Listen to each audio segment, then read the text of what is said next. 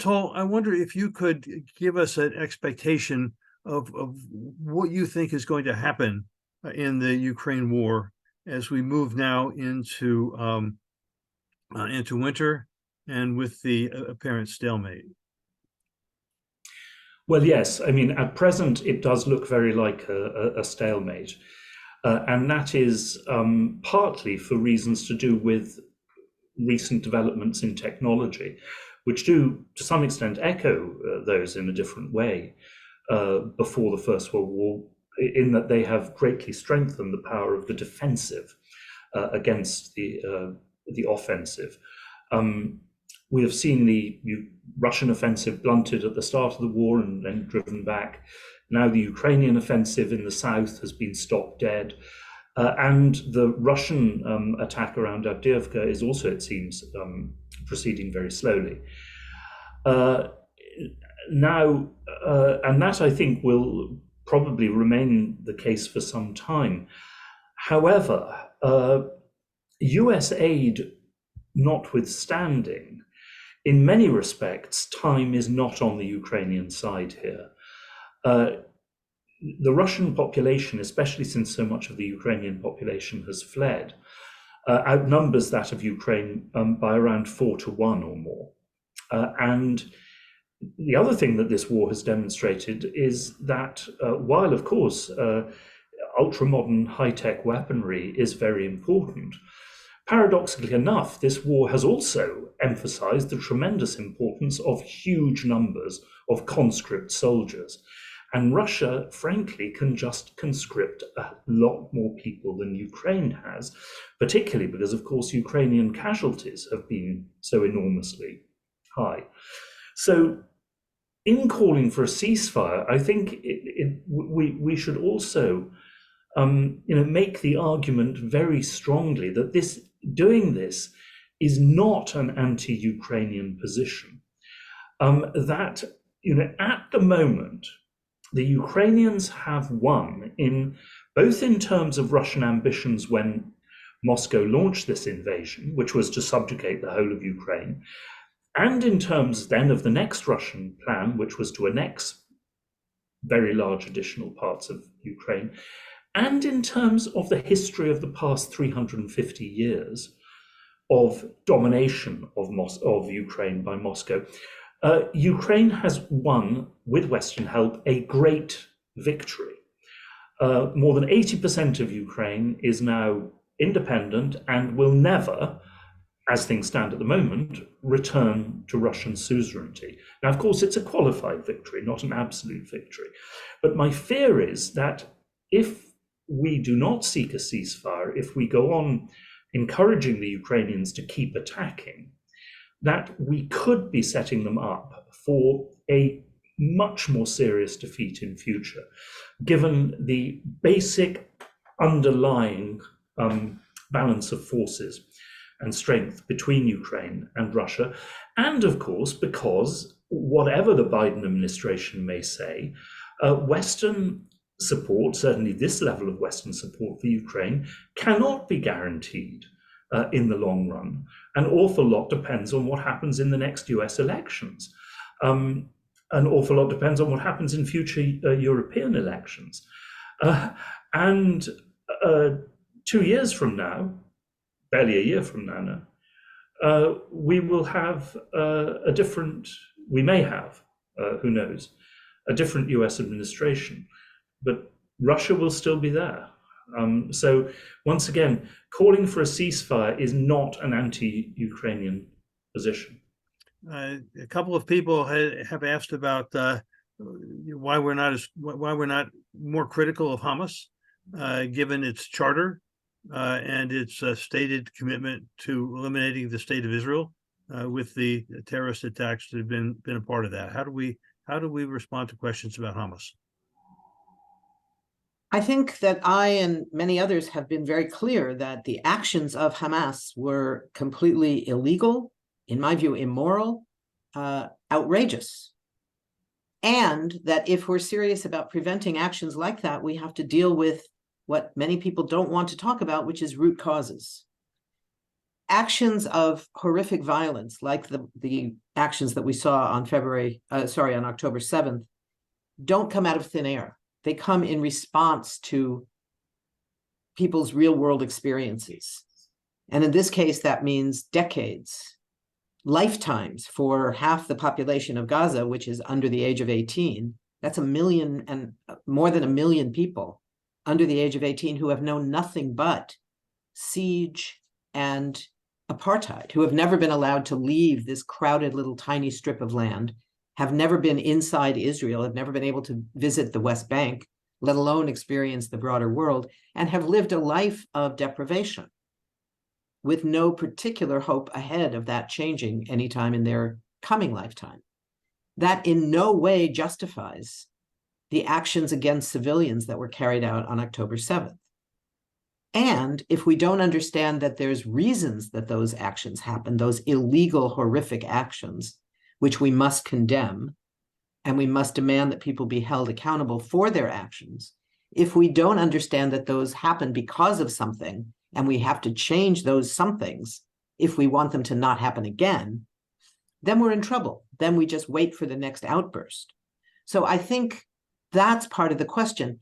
I also think it's important to recognize, in the case of Hamas, it's of a very vast and varied organization, which goes far beyond its military wing. It has a political wing, it has an economic wing, and it's a political party that had much support from Israel at the time that it was created in 1987. It had funding, it had permission, because Israel saw it as an alternative, a more controllable alternative than the secular nationalism of the PLO. Israel didn't create it. It had its origins in the Muslim Brotherhood that began in Egypt and is very much a regional phenomenon. But its emergence as a separate organization in Gaza in 1987 was very much with Israeli acquiescence. And they believed for a long time that they could control it, and in fact were controlling it in their view. Turned out they were not controlling it at all. So I think that it's important, one, to recognize that the horror of October 7th is what it is. It's a horror, it's illegal, it must be condemned, there must be accountability, and it grew out of real challenges that people face in their lives.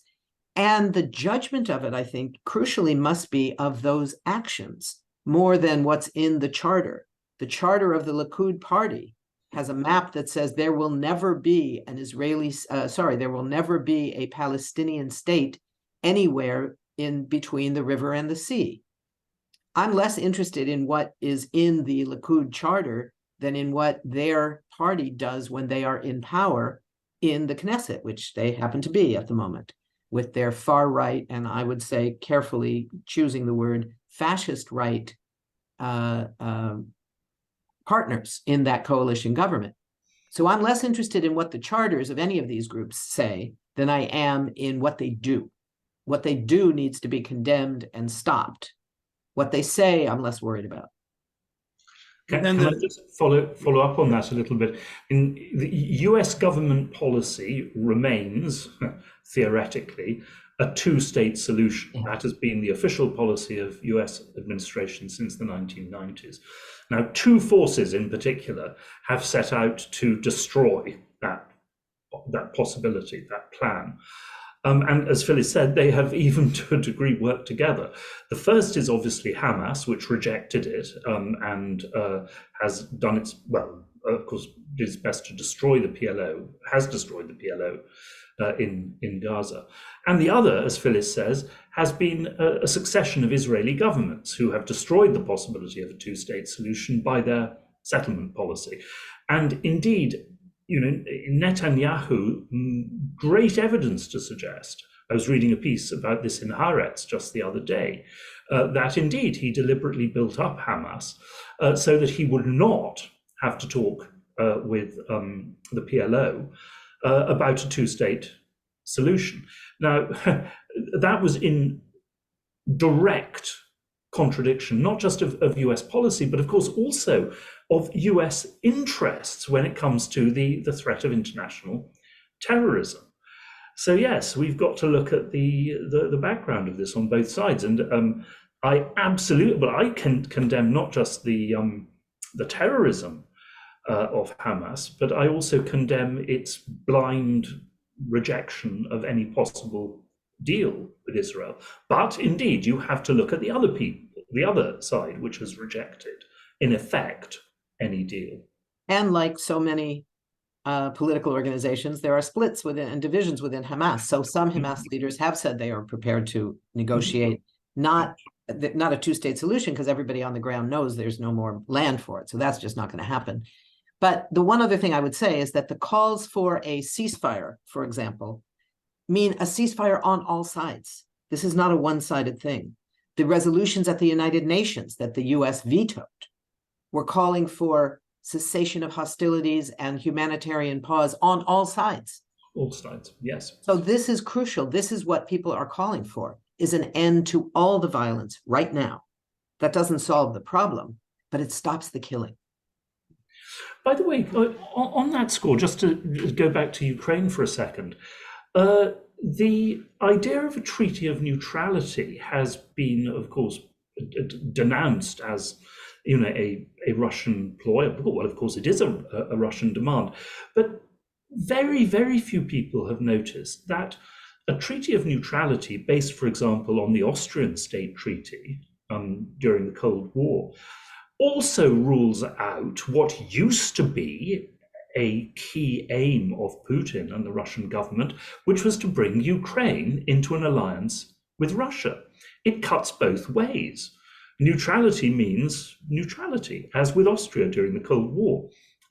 It can't be a military ally either of Russia or of the West. While, of course, in the case of Austria, leaving it, or Finland for that matter, leaving it completely open for Ukraine to move towards the West, to develop as a Western democracy and free market society, if, well, with our help and if it can. Sorry, Joseph. There's one aspect I must respond to. I fully agree with what Anatol just said about Ukraine, but I think we have to be very careful here that the parallels do not match. Oh, sure. Ukraine and Russia are both sovereign countries. Palestine and Israel are not. The Palestinians living in Gaza are without a state, without a government that has any power, without control of their own land, their own territory, their own borders, their own airspace, their own electrical grid, their water, their coastlines, anything. And no one is proposing that even a two-state solution would mean Palestinian control of any of those things. The so-called state that was once on the agenda did not allow any of this. This is an occupied population and an occupying power. So the power relationship is not the same, and the obligations are not the same. Both sides have the obligation to abide by international humanitarian law, which are the rules of war. No killing of civilians, no targeting civilian targets, no collective punishment. But they do not have the same obligation in terms of whether they can go to war at all. An occupied population has the right of even armed self-defense, if necessary, if they do not break the resolutions of not attacking civilians, etc. So we do have to be careful not to say on this one, the situation is very, very different in terms of what the rights and obligations are of each side, whether it's two independent countries or an occupied population and an occupying power. Quite true. So then to follow up on the question of having a foundation for any kind of national self-determination, kind of two related questions here. One question is the goal of Israel in Gaza ethnic cleansing, and in a related way, what can you tell us about what's happening in the West Bank while all eyes are on Gaza? Yeah, the answer to both parts of that are very, very bad news. In the West Bank, there's been over 100 people killed in this last 2-week period that the eyes of the world have been on Gaza. The settlers have been on a rampage. The biggest reason that there were no soldiers available to protect the kibbutzim on the border at the time of the attack on October 7th was that the vast majority of the soldiers who had once been deployed surrounding Gaza, surrounding the Gaza fence, had been redeployed to the West Bank through most of the last 9 or 10 months that this new government has been in power, because their focus, their political base is the settler movement in the West Bank. And they were deploying troops to protect the settlers as they carried out pogrom after pogrom against Palestinian towns and villages throughout the West Bank, not Gaza. Their focus has been on the West Bank. That's the land they want. They have uprooted olive trees by the hundreds. They have attacked villages, driven people out of their homes, demolished homes, while the soldiers stood by to protect them if any Palestinian dared to fight back. Most of the time, it was the settlers and not the soldiers carrying it out. In some instances, the soldiers themselves carried out these attacks with the settlers, but the soldiers were always there to protect the Israeli settlers against any level of self-defense. So the constant repeat that we hear from the White House, from Congress, Israel has the right of self-defense. Yes, and do Palestinians have the right of self-defense? Apparently not. It's never acknowledged, it's never claimed, it's never granted. So that's what's been happening in the West Bank. In Gaza, the answer around ethnic cleansing is yes. There are a set of international laws that if you violate the if you violate the actions that are prohibited, they mean ethnic cleansing. If you carry out those same actions, those same illegal actions, which I'll tell you in a minute, with a specific intent to destroy in whole or in part a racial, religious, ethnic, or other group, it's called genocide. And those actions, there are 5 of them. Israel is currently carrying out 3. One is killing people in the group. The second is injuring people in the group. The third is creating conditions that make the continuing existence of the group in their space impossible. Israel is doing all 3 of those. And there has been a plethora of examples of specific intent to destroy the group of Palestinians living in Gaza, mainly by driving them out, the rest by death. That's what a siege means. When you deny people water, it's a matter of days before they begin to die. If you deny people clean water and force them to rely on contaminated water, brackish water, or salt water, because the desalinization plants can't function because even now with these paltry few truckloads of supplies that have come in, no fuel is available. What that means is that within a matter of days, we will be seeing waterborne diseases like cholera and others that have been wiped out in that area for decades, but are coming back now because there's no way to prevent them and there's no medicines to treat them. So children are going to die and old people are going to die and babies are going to die. They're the most vulnerable to waterborne diseases. And we're going to be seeing that, as well as the thousands of people that are dying under the bombs. 700 people yesterday. 700 people known, probably many more because so many people are being killed under the collapsed buildings, and there simply is no way to make the priority to pull out dead bodies when there are so many still living that maybe have a chance to be saved and maybe not. So the reality of ethnic cleansing is definite. The question of whether it is legally enough yet to say that it is attempted genocide, there are now calls out to the prosecutor of the International Criminal Court to investigate precisely that issue. Is this a violation of the International Covenant against the crime of genocide? It's also a violation of the Rome Statute, which is the statute that created the International Court and determines what both the crimes are that would be considered and the jurisdiction. And in both those cases, this is relevant. The request to the prosecutor, which began several years ago after the 2014 assault on Gaza, was very clear that it should investigate all violations of international law and international humanitarian law. that have been carried out in that territory, in the territory of the Israeli-occupied Palestinian territories, in which the International Criminal Court does have jurisdiction. It does not have jurisdiction inside Israel, but it does in the Palestinian territories. And in that context, the prosecutor opened an investigation, but there's been no work moving it forward. And that's what the demand is now. Get moving, make it real. There was already an agreement, the judges agreed and the prosecutor agreed to push this forward, but the current prosecutor, the British guy, has done nothing to make it real. And that's the demand. We need a ceasefire, and there needs to be an investigation of war crimes on all sides.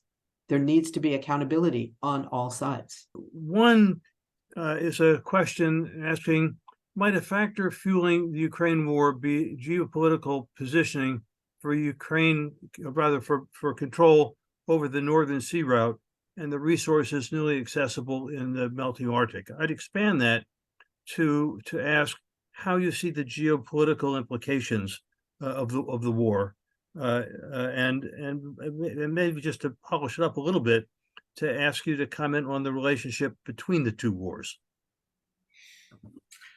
Well, last week, a colleague at the Quincy Institute, George Beebe, and I published an article saying that the Biden administration should really reach out to Russia and to China in an effort to prevent the war in Gaza from spreading. And that came out on the day that President Biden made his address, absolutely linking support for Israel in Gaza to support for Ukraine. So I felt a bit like the poor guy who published the famous case. He published his PhD on the stability of the East German communist system in the summer of 1989. But I mean, I think, Biden has talked about how Israel must not repeat the mistakes of America after 9/11. But in one critical area, that is precisely what the Biden administration is doing. It is doing its utmost to drive different rivals of the United States, or enemies, one can say, together. There is no evidence of any link between Russia and Hamas. I mean, on the contrary, there has actually been a very good relationship in many ways between Russia and the Israeli government, based partly on, God help us, good chemistry between Putin and Netanyahu, but also on a perception of common hostility to Sunni Islamist terrorism. But the Biden administration is now giving Russia every incentive to try to worsen America's problems in the Middle East. And of course, if, God forbid, the war spreads to include Hezbollah and Iran, then Russia can give very, very significant help in terms of satellite intelligence, in terms of missile technology. So I would say the wars are not linked, or should not be linked, but unfortunately the US administration is linking them. So I have really deep fears from that point of view. But you can also say that this is implicit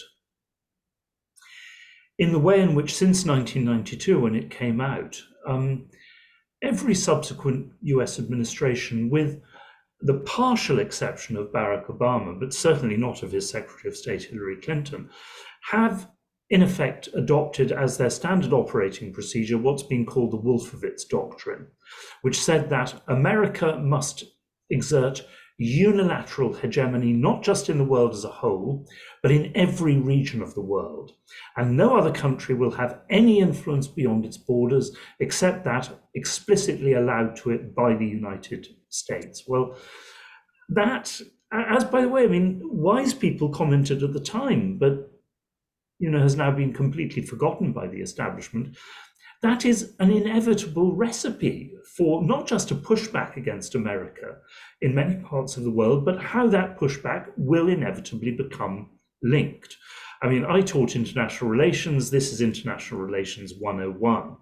I sometimes wonder, frankly, what they teach American diplomats now. As far as the Arctic is concerned, for me, this is the clearest case of how we are stuck. And by the way, I would say this absolutely of the Russians and the Chinese and the Indians as well.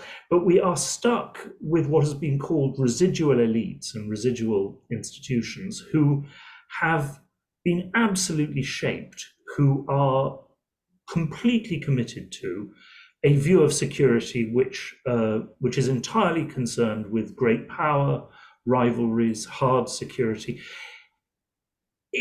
This is not what climate change in the Arctic is about. It does not matter if the Chinese and Russians sail some more ships around there. They're not going to attack Canada or Australia across the Arctic, for God's sake. What matters is that the Arctic ice cap is melting. What matters is that the permafrost is melting and releasing methane into the atmosphere.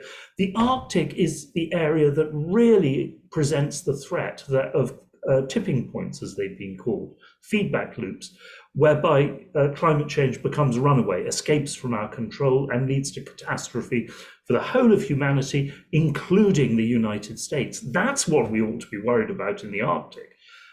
Not that the Chinese can sail, or the Russians can sail a few more ships around there.